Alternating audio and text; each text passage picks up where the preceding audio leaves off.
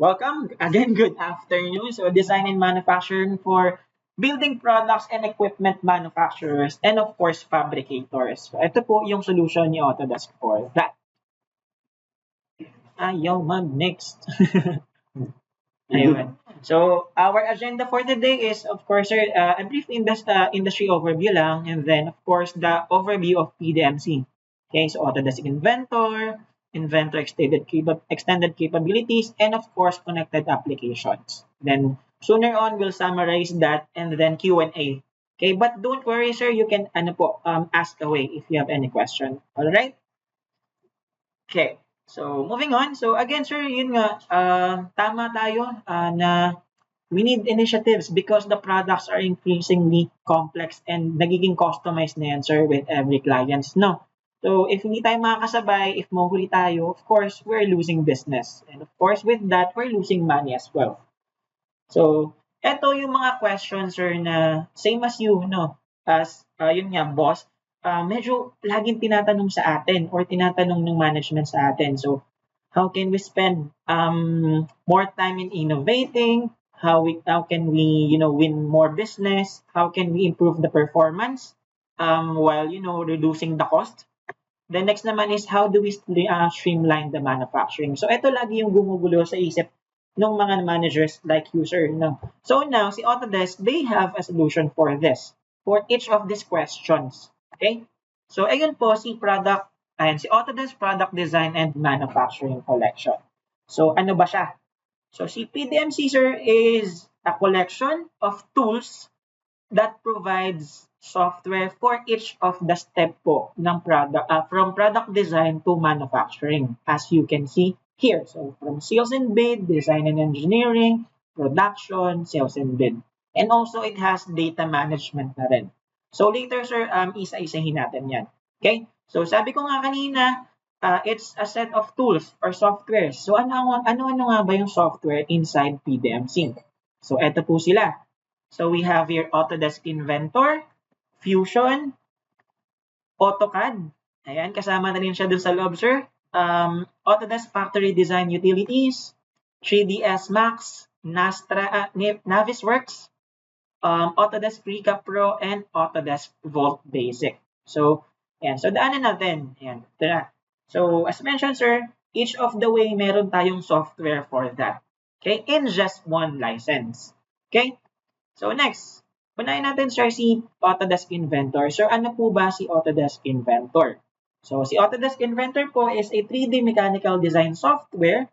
And so, it features po parametric and direct and free-form modeling. And so, pinagsama-sama niya na lahat. Okay? So, meron din siyang specialized tools or modeling tools for the following. So, they have sheet metals, welded frames, tube and pipe, which, yun nga, nasabi mo, sir, ito yung mga usually na ginagamit po natin, no? So, nandiyan na siya sa loob mismo ng Inventor. Okay. So, aside from that, sir, aside from the 3D modeling space, meron din po tayong iba't iba pang features such as this. We have here for design automation si iLogic. Ayan. Si iLogic, sir, it's the design automation that helps you reduce yung mga repetitive tasks. Ayan. So, for example, here in the screen, sir, itong conveyor na nasa taas, yung maliit, ayan yung first design mo. And then, once you presented it to your client, sabi ni client, you want na ma-optimize pa, maidagdag, mga ganyan, no? If you're using traditional CAD or yung lumang mga CAD, no, all gagawin mo dyan is babalik ka sa umpisa. Okay, so you will sketch, you will redraw everything kasi hindi mag-a-adjust yun like isang buo. But with iLogic, here meron lang tayong configuration dialog box na lalabas dyan. And with the specifications or parameters po na sinet natin, may edit na po natin yon with few clicks away. Like for example, the length, width, height, yung legs, rollers, even the colors.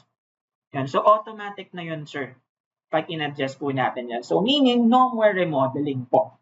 So, mas mabilis tayo. Or usually, yung clients po namin, sir, ginagawa to for quotations. So, for example, they have this standard model and then nag-customize si client nila. So if before, sa mga dati namin clients, sir, no, it will take them like 2 weeks bago makapag-quote, no, or makapag-iterate. But now, it's just few clicks away. Okay? Ayun. So, any questions, sir, in this part? Not so far. Sige. So far. Okay, good. So, next, ito pala yung video, sir, I forgot to show it to you. So, design automation.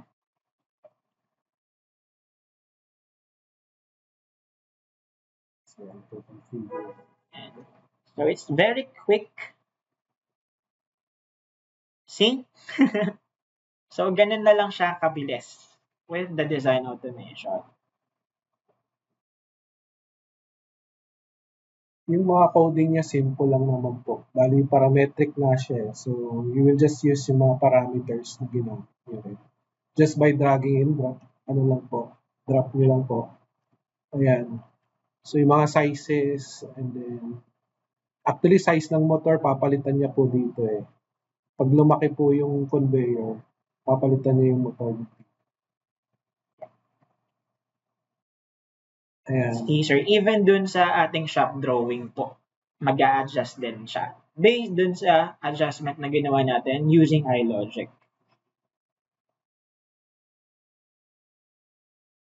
There you go. Ayan, yung motor, ito po yung sinasabing motor. So, yung mga size ng motor, pwede po siyang palitan dyan. Ayan, pati yung template, pwede rin po yung automate din po.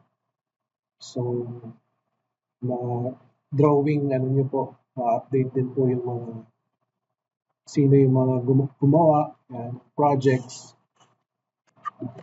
Ayan po. Yun. So, magagamit nyo po yun sa mga trucks nyo po, mga machines na machinery. So, different sizes po yung ginagawa nyo dyan. Yes. So, gamit na gamit po yung mga automate nyo po yung mga repetitive tasks. Okay. So, yan. So, thank you so much, Sir Jerome. Then, we also have here, sir, yung interoperability naman, no, si AnyCAD. So, meaning to say, ito naman, sir, is, it allows you to skip yung translation ng mga CAD. Okay, if you're going to build a certain product, sir, no, or for example, yung truck nung body ng truck, tapos meron kang kliyente, sir, na meron na silang 3D model, then they would like you lang na to, to adjust something para mag-fit dun sa current model natin or assembly. So, with AnyCAD, you don't have to purchase another license for a translation. So, you can open and edit iba't ibang file po from different brands of software such as SolidWorks, Solid Edge, CATIA, ayan, yung mga ganun, sir. Even NX. Okay? So, ganun siya. So, next naman, sir, is meron din tayong BIM interoperability. And if meron man tayo, sir, mga kliyente na nasa construction, AEC, ayan, and then they need you to author mga BIM models. And so, you can directly import po or use yung Revit file to gagawin siyang bakatan ng model, no? Para, it fits all the time. Okay? So, next naman is Inventor Shared Views. Itong shared views naman, sir, if meron tayong mga design before, sinisave po natin ng PDF. However, yun nga, since yung approver, hindi naman sila ganun ka-techy or ka-advanced yung knowledge nila about engineering. No? So, ito naman, sir, it's very quick. From the model itself, you just have to create a link. Then, yung link na to, sir, ayan, this one, hindi po kailangan ng any software. So, kailangan lang po natin dito is working internet po. No, browser, ganyan. And then, ang magagawa na po natin doon is yung to view, comment, measure, section, explode, and markup. So, every markup naman, sir, na gagawin natin, it will automatically notify yung mismong designer. So, no more sending ng files po, no, pagka nagpapacheck po tayo ng mga design. Alright, so let's bridge of intellectual properties. You need to create secure visual representations of your design in the cloud. From right inside Inventor, you can share 2D or 3D design representations for viewing from any cloud-connected browser, on any device, so that even non-CAD users can review and contribute, all with no downloads or software installation required. Simply share a secure web link and viewers can navigate, section, and even explode the 3D model. Inventor shared views support feedback even while you're working in the file, saving you time and improving your designs through temporary visualization files. And your work remains secure. These files automatically expire in 30 days unless you decide otherwise. Inside the viewer, you can take measurements and screen captures so that data can be shared outside of the viewer or print out views as well. Collaboration is even easier. Nice. So, yun po si shared view, sir. Any question po so far, sir?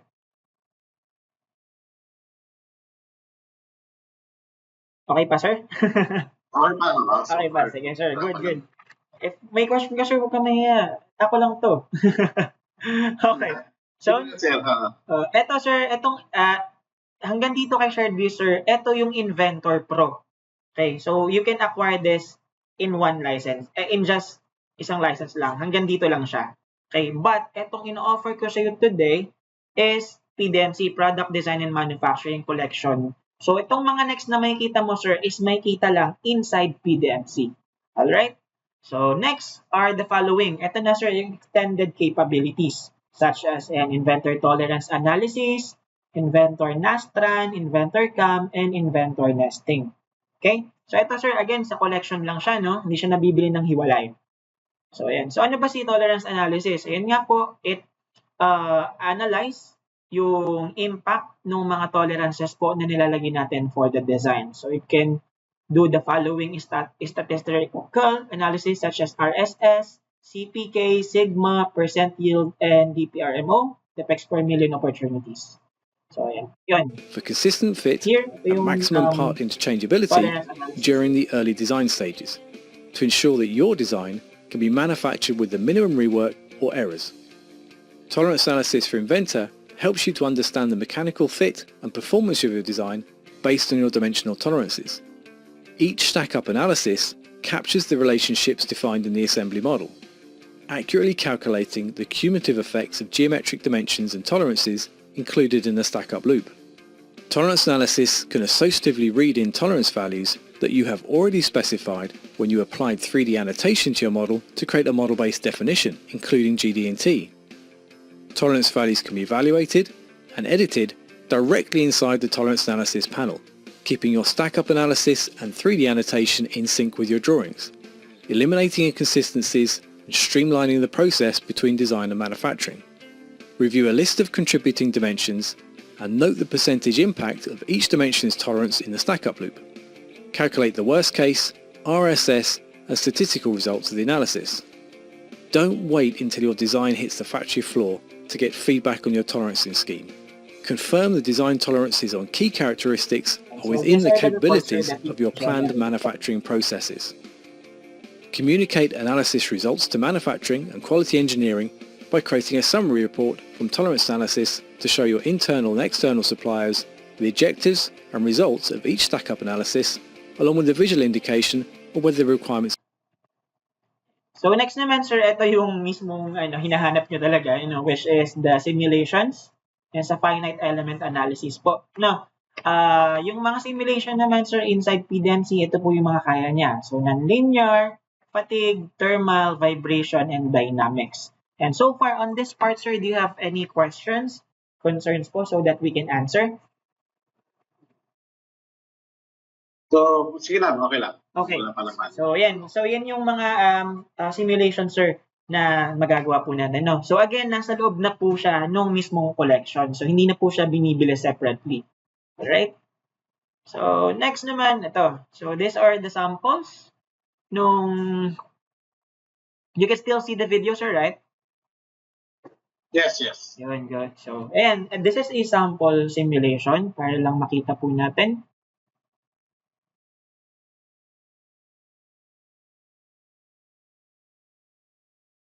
Naglalagay lang siya ng constraints. Fixed constant sa bottom. Yep. Tapos, load. Lalagyan niya ng load sa taas. Yan. Tapos i-mesh niya po yung body. Single load.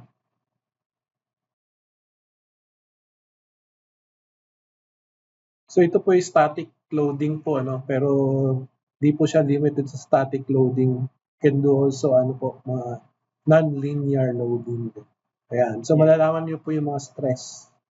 Maximum stress po. Kung saan magfe-fail. So factor of safety, malalaman niyo. So yung gagawin niya po dito, i-revise niya yung design niya. So, papalitan niya ng ibang size yung leg. Ayan, lumiit yung ano. And then, of course, pati yung material. So, then we'll perform again po the analysis, the same. So, malalaman ba kung mas lumiit po ba yung stress dito. So, ito po yung tinatanong nyo kanina na yung simulation. So, actually, meron din po siya. Hindi lang siya limited sa loading but can also do fluid thermal analysis. Yeah. Yes. And sige, sir. So far, any questions, sir? Okay. So yun, actually yun nga, yan yung isa sa hinahanap Ito natin. talaga yung hinahanap. Pero when it comes to sa software, may kasama rin Training, sir? Yes, sir. Training. Yes, sir. The training can be acquired from us din naman, sir. No? Actually, we can bundle it na rin together with the software. Then, the training, sir, it's actually locked for 5 person. And as of the moment, sir, how many po ba yung ipapatrain natin? Well, basically, sa ngayon, pwede, 3. Mm-hmm. Sige, sir, we can bundle it naman, sir. The trainings, no. So this one kasi yung sa simulation, it falls na sa advanced, no. But yeah, we can naman, since parang yung ipapatraining natin, sir, is bago pa lang talaga inventor, correct? Yes, Yun. as in, So we can customize naman, sir, the training. So for example, fundamentals and then may advanced. Okay, depending na rin, sir, on your workflow para at least ma-maximize natin yung investment, no? Kasi yun kumbaga parang nandito yung kailangan namin, nahanap namin, pero kung hindi naman namin ma-maximize niya or magagamit, so yun. So ang doon is, syempre, once na nag-invest kasi syempre, ang management dito, once na nag-invest sila dito, may hinihintay yan na ROI, sir. Hinihintay yan na return. Yes, sir. Correct, sir. Yeah. But Kailangan mo maximize. Yeah, but don't worry, sir. Nasa CIM ka. Si CIM yun nga. One-stop shop kami. So we have the hardware, software, trainings. No. Don't worry, sir. And good. So, okay. So, we're good with this one. Next na tayo, sir. No, kanina narinig ko rin you are fabricating. So, you also have mga CNC machines, sir. Tama? Sorry. Meron CNC sa ngayon wala pa. Wala pa. Okay, good. Yan sa Pero more on sa manual pala. Or ang tawag dito, outsource. Okay. So, pinapagupit nyo na lang sa iba. No? Yes. Sige, understood, sir. But yun nga, you don't need to worry. Yun nga, meron naman kayong initiative. So with this one, if ever man, sir, you acquired PDMC, no? So no need to worry if you will add CNC machine because CAM, Computer-Aided Manufacturing, is also included in the package. Na po. So si CAM, sir, ang ginagawa niya, it generates G-codes. Yung G-codes na to, sir, siya yung i-feed sa machine. And then yung susundin niya to cut away yung materials dun sa mismong raw material natin. No, like for example, yung mga sheet metals, mga ganyan, sir. And then it's multi-axis na rin, so 2.5 to 5-axis na cam. Okay, so ano nga ba yung cam? So this one, sir, ipakita ko lang din sa inyo, sir, yung video, no, para mas maintindihan natin siya. So with cam, actually, it's not just, generating yung G-codes, it can actually show you the toolpath and also a simulation nung mismong toolpath. So, meaning to say, sir, hindi mo pa nagugupit yung material mo, alam mo na paano siya magugupit or na-visualize mo na. So, it lessens din, sir, yung mga mali-maling gupit. No? Ayan, so here, nag-aano lang siya ng mga phases. Then, ayan na, isi-simulate niya na.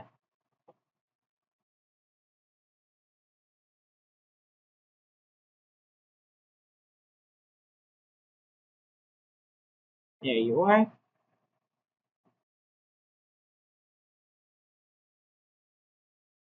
Ayun siya.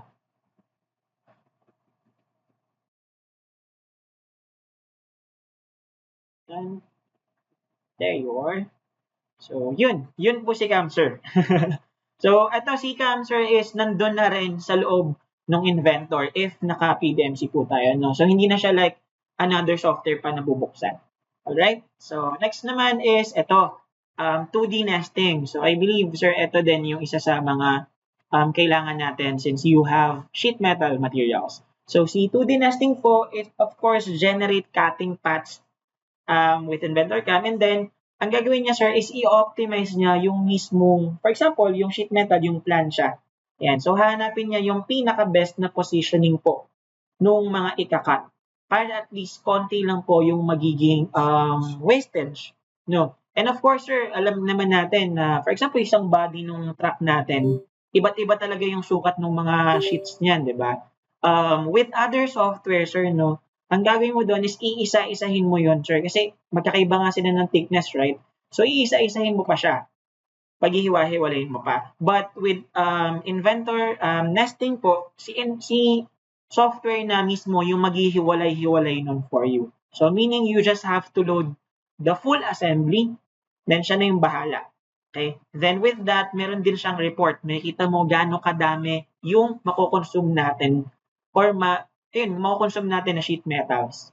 Okay? And gaano din kadami yung mga natira or of course yung wastage natin para at least mo-optimize natin yung mga materials. Okay? Any question pa so far, sir? Ayan. So far, wala naman. Yun. Good thing meron din nun. Actually, isa rin yun. Yes. Kasi kami ngayon, basically, mano-mano eh. Dinadrawing niyo pa, sir, sa CAD, no? Oo, so parang pinepesto-pesto namin yung mano-mano eh. Correct, sir. Actually, sir, to share with you, alam mo ba, sir, nakakatawa. Kasi may client kami, ang tawag nila, sir, yung nagda-drawing, sir, is rider. Sabi ko, bakit po rider? Kasi sumasakay pala dun sa sheet metal mismo. Kasi di ba, sila yung magkakat. So, rider, yun. So, kaya pala rider. So, manual. So, nung dumating kami, yun nga, bumili silang laser cutter. So, with this, matik na. Ilalagay na lang nila yung file, then si laser cutter na yung ma-mark nung mga ikakat. So, ayan po. Yan yung nesting, sir. Ganito yung itsura niya. Okay? So, next naman, sir, yun nga, sabi nga natin, this is a collection, hindi lang siya Inventor, no? Marami pa tayong software dito in just one license. So, here we have AutoCAD. AutoCAD. Etong AutoCAD na to, sir, hindi lang to yung 3D, ha? Yung AutoCAD nyo ba dyan, sir, 3D na din? Yung may electrical? Hindi pa. Meron siya, yung may 3D modeling siya. Yun. Apo. Yun nga yun, sir, yung AutoCAD Complete. IST. Dalawa kasi yung AutoCAD, sir, eh. AutoCAD LT, which is yung 2D lang talaga. Then we have AutoCAD IST. Yung IST, sir, yun yung parang may 3D.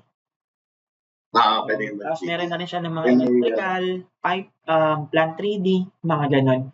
Ito, so, dito, nandito siya sa loob. Wala pa siyang ganun. Sir? Ano lang, basic lang. Parang basic, lang. Gano'n nakatagal, sir, nagamit nyo yun? Ito? Anong version ba to? Sir, 2020. 2020? 2020? Oo, medyo matagal na nga, sir. Pero, wait lang, sir, nalulubat yung PC ko. Wait lang. Ayun. Sorry, I'm back. So again, sir, yun nga, with the collection, kasama na dito yung AutoCAD. Okay? Then, aside from that, we also have Navisworks Manage. Si Navisworks Manage naman, sir, this is beneficial if you are creating mga equipments. And then you can see yung mga, what they call this, banggaan, clash detections, mga ganyan. Then, aside from that, we also have here 3ds Max. Later on, sir, papakita ko naman kung ano yung mga nagagawa nitong mga to, no? Then, Autodesk Recap Pro, Volt Basic, and FDU, Factory Design Utilities. So, let's start off with AutoCAD. Of course, si AutoCAD nga, sir, is 2D. Meron din siyang 3D, of course. It works very seamless with Inventor. And meaning to say, sir, yung meron, di ba meron na kayong AutoCAD, sir, ngayon, no? Then meron na kayong mga 3D doon or 2D doon. You can actually reuse that. So, hindi po tayo mag-start from scratch if mag-inventor tayo. So, you can use those drawings that you have as sketch para makagawa po tayo ng mga 3D models natin. Ano po? So, there's a seamless workflow. So, associative siya. So, bidirectional associativity. So, meaning to say, sir, ganito. If you adjust something kay 2D, mag-a-adjust po siya kay 3D. And then, if you adjust something into 3D, it will adjust din kay 2D po natin. Because it's the same the same sila na Autodesk. So, nag-uusap talaga silang dalawa. Okay? Alright. So, next naman, sir. And, yung AutoCAD 2D.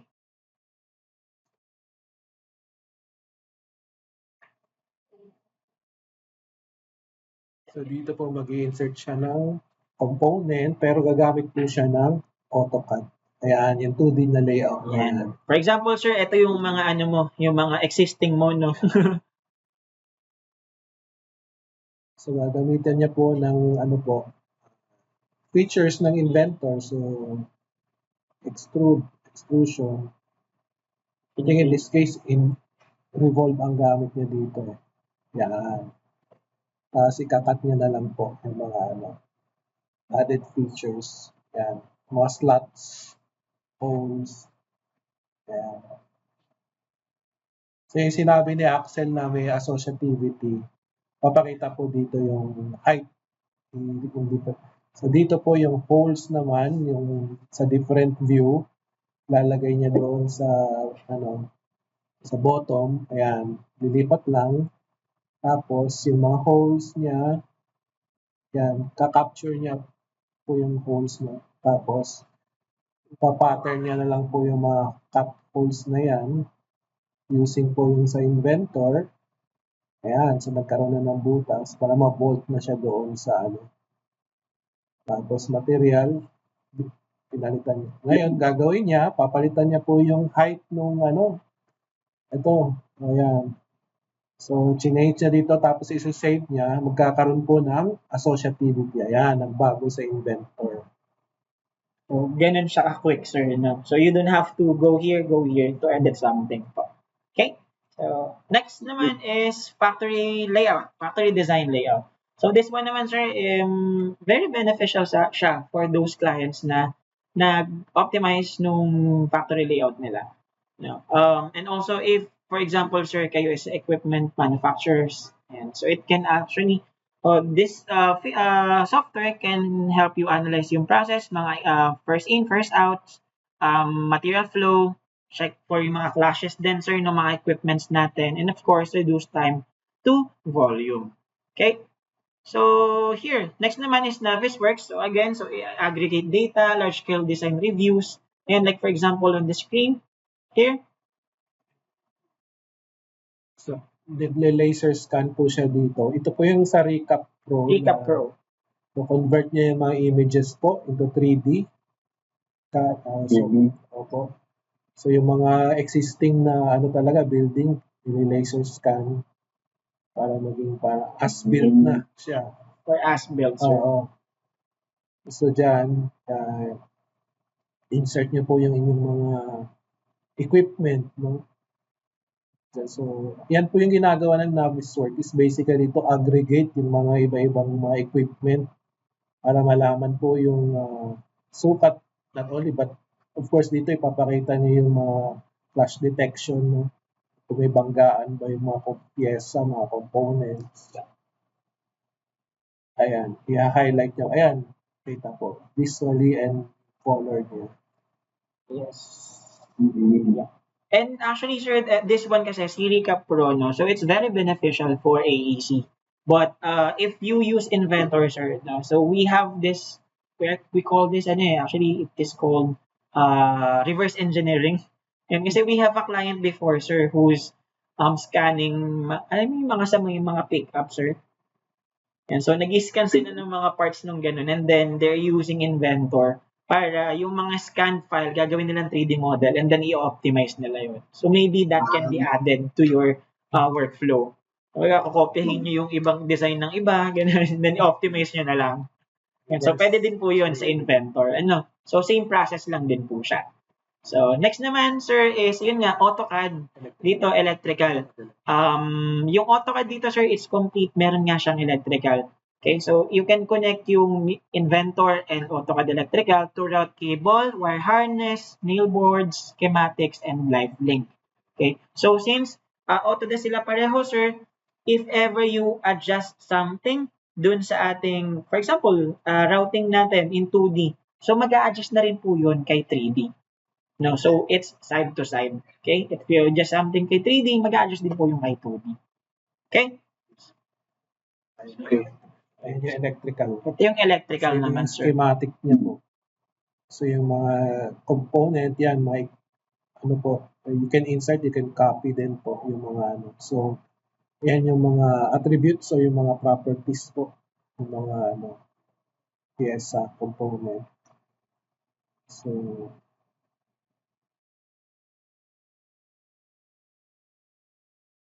mga ladder type kasi ito na connection sa mga PLC, mga automation po ito. Then, sync lang. Tapos yung i-connect niya po sa Inventor yung yung wire-to-wire wire harness. Point-to-point na wiring. So, ira-route niya lang po dyan sa cable yung mga wires niya. Yan, connect. Tapos makapag-generate din po kayo ng nail board dito. With your current workflow ba, sir, meron din ba kayong electrical side, sir? Sa more on electromechanical din sa mga equipment. Pero technically, existing na yun Hindi na kami yung existing na siya. Existing na. Good. So, pero parang more on troubleshooting na lang. Okay, that's good. Well, at least nga, sir, ito na, may nakaabang na, no? If ever man. Yeah, correct. So, next naman, sir, next tool inside is si 3ds Max. So, si 3ds Max naman is a rendering and visualization software for, cinematic animation. So, meaning, if nag-design tayo ng trailer, and then, you want to see it realistic, for mga marketing and presentation sa client. So, you can generate one from your 3D model kay Inventor without even, sir, fabricating yung mismong dinesign natin. So, makita natin siya in real life. Si 3ds Max is actually being used by Marvels and other studios, media and entertainment studios po. Okay? So, kasama na rin siya, sir, dito sa loob ng collection. Next naman, sir, is of course, nagde-design tayo, sir. Kailangan natin ng product data management. Why? So, since, sir, alam naman natin, I know you know, sir, na before kayo makapag-produce ng final product, is napakadaming revisions niyan and napakadaming models, no? And sometimes, baka lang nangyayari din sa inyo, sir, katulad nung sa mga client namin, minsan, pag fabrication na, nagkakamali po tayo ng nasasend na files. No? So, pagbalik sa atin ng fabricated parts, hindi fit because hindi updated yung file na nasend natin. So, okay. So, ang sagot natin doon, sir, or ang pwede natin magawa doon is to have product data management software, which nandito na rin sa loob ng PDMC. Ang tawag po sa kanya is Vault Basic. So, with Vault Basic, sir, magkakaroon tayo ng single source of truth. So, meaning, always, sir, updated yung nasa taas. No? And then, you can also save, masave po natin yung ating mga data because there will be control po in terms of releasing the data, the files. No, so meron po tayong in and out. So pagka nagpasok po tayo ng data ng model, malalaman po natin kung sinong designer po yung nag-out nun. So if magkaroon mo ng aberya, for example, bakit tong model na to biglang naging ganito yung design? Bakit naging ganito yung mga dimensions? So alam po natin kung sino yung nag-last touch. So meron po tayong check-in and check-out. Then aside from that, sir, this is not limited lang, sir, for CAD software, CAD files. Pwede din po siyang mag-hold nung mga for admin, mga PDF, Word files, Excel, mga ganun, sir. Okay? So far, sir, any question? Wala pa naman. Wala pa naman. Good. Nakarelate lang kami doon sa... Medyo, sir, no? Kasi napagkadami talagang file, sir. I believe. May client nga kami, sir, natatawa ako. Ang pangalan ng kanila, Final na eh. Final 1, Final 2, Final 3. Dangerous. But this one, dito kasi, sir, si Volt na talaga yung maglalagay ng mga versions.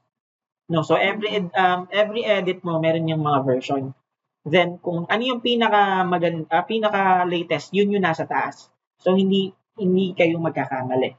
And then, those later versions, sir, yung mga nauna, you can always pick it up if may kailangan ka doon. No, for example, pinapull up yung version ng 2022, so nandun pa rin siya.